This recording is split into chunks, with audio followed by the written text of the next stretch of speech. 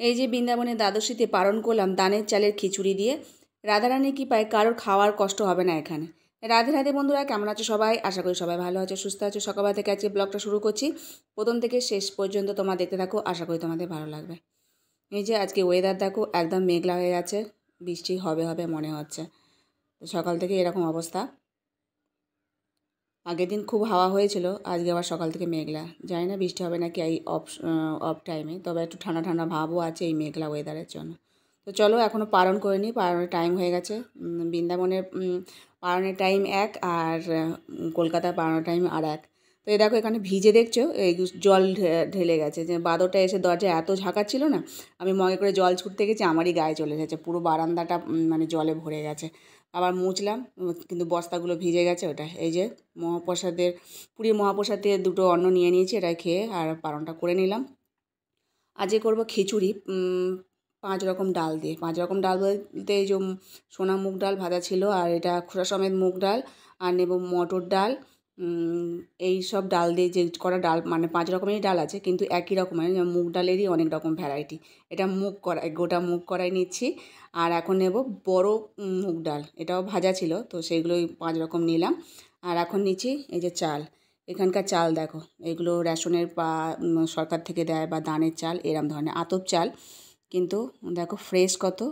আমাকে একজন দিয়েছিল খাবার জন্য, বলেছিল যে খেয়ে দেখো কেমন মানে লাগে। তো দেখলাম ভালোই গো, এখানকার মানে পরিষ্কার ফ্রেশ চাল, আর আটাও দিয়েছে। আমি রেখে দিয়েছি, আর আজকে ভাবলাম তাহলে খিচুড়ি করবো এই চাল দিয়ে। আতপ চাল দেখো কত লম্বা লম্বা লাগছে দেখতে।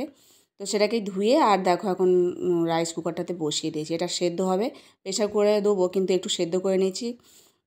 কারেন্টের টাকা তো দিতেই হচ্ছে, তো সেটা একটুখানি সেদ্ধ করে নিলে আমার গ্যাসটা একটু কম পড়ে। যে যতখানি সাশ্রয় করা যায় ততখানি সাশ্রয় করার চেষ্টা করি। এই যা গ্যাস ফুরিয়ে গেলে তো খুব অসুবিধা হয়েই যায়। তো ওটা ফুটছে, আর এদিকে আমি নুন হলুদ মাখিয়ে দুটো বেগুন ভেজে নিচ্ছি। আর এটা ভাজা হয়ে গেলে চাকচাক করে আলু বানিয়ে রেখে দিয়েছি নুন হলুদ দিয়ে মাখিয়ে, সেটা একটু ভেজে নিয়েছি। বেশি নয়, অল্প, মানে একটা ছোট্ট মতো আলু, ওটা ভেজে নিয়েছি, যেহেতু বেগুন ভেজেছি। আর খিচুড়ি দিয়ে বেগুন ভাজা, এরকম গোল গোল আলু ভাজা বেশ ভালোই লাগে। চাপা দিয়ে রেখেছিলাম, দেখো ভাজা ভাজা হয়ে গেছে, এখন একটু তুলে নিয়েছি। আর তেল একটু বেশি দেওয়া হয়ে গেছে, যেহেতু বেগুন ভেজেছি, তো ওই তেলটা একটু তুলে রাখবো। তারপর একবারে খিচুড়িটা এর মধ্যে সাঁতলে নেবো, নিয়ে তারপর প্রেসার কুকারের মধ্যে ঢেলে দেবো, তাহলে তাড়াতাড়ি হয়ে যাবে। শুকনো লঙ্কা জিরে ফোড়ন দিচ্ছি, একটু টমেটো দিলাম, আর একটু আদা দিলাম, কাঁচা লঙ্কা কুচিয়ে দিয়ে দিয়েছি এর মধ্যে। লবণ একটু দিয়ে দেবো, আর ডালটা যখন ফুটেছে তখন একটু লবণ দিয়ে দিয়েছি পরিমাণ মতো, এখন একটু দিচ্ছি যাতে টমেটোটা গলে যায়। আদা বাটা একটু দিয়েছি, ব্যাস এইটা দিয়ে এবার সাঁতলে নিচ্ছি। পরিমাণ মতো জল দেবো, প্রেসার কুকারের মধ্যে দিয়ে আর সেদ্ধ করে নেবো। তো এখনও পুরোপুরি সেদ্ধ হয়নি, ডালগুলো এখনও চেয়ে আছে। এই যে আস্তে আস্তে ঢেলে নিয়েছি, আর পরিমাণ মতো জল দিয়ে দিয়েছি। একটু বেশি করে জল দিয়েছি যাতে খিচুড়িটা পাতলা পাতলা হয়। আর কম জল দিলে তখনই আবার মানে শক্ত মতো হয়ে যাবে, সেই খিচুড়ি ভালো লাগবে না। আজকে একটু আলাদা রকম করার চেষ্টা করেছি যাতে প্রেসার কুকারের মধ্যেই পাতলা থাকে।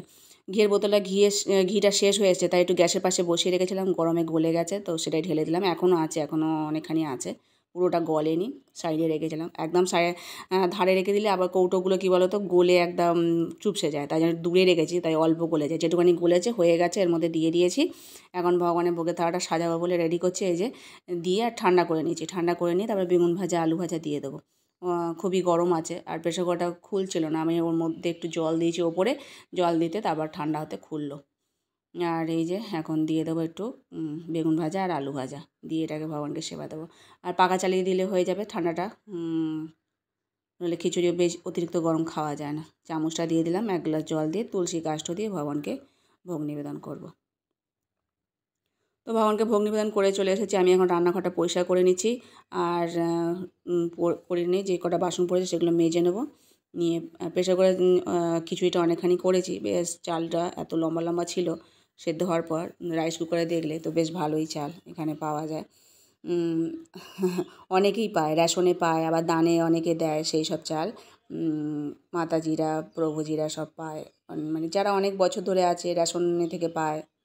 এরকম রাধাকুণ্ডে অনেক আসে, ডাল চাল সব পাওয়া যায়।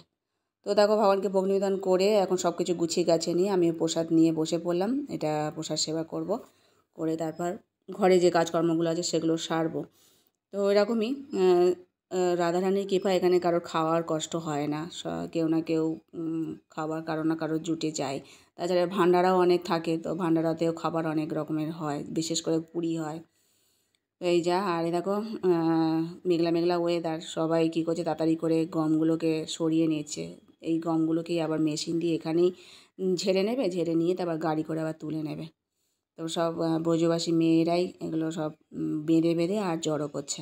তবে সকাল থেকে যেমন মেঘলা ছিল, এখন আকাশটা অনেকখানি পরিষ্কার হয়েছে। বৃষ্টি হলে খুব ক্ষতি হয়ে যাবে, তো বৃষ্টি হয়নি রাধারানীর কৃপায়।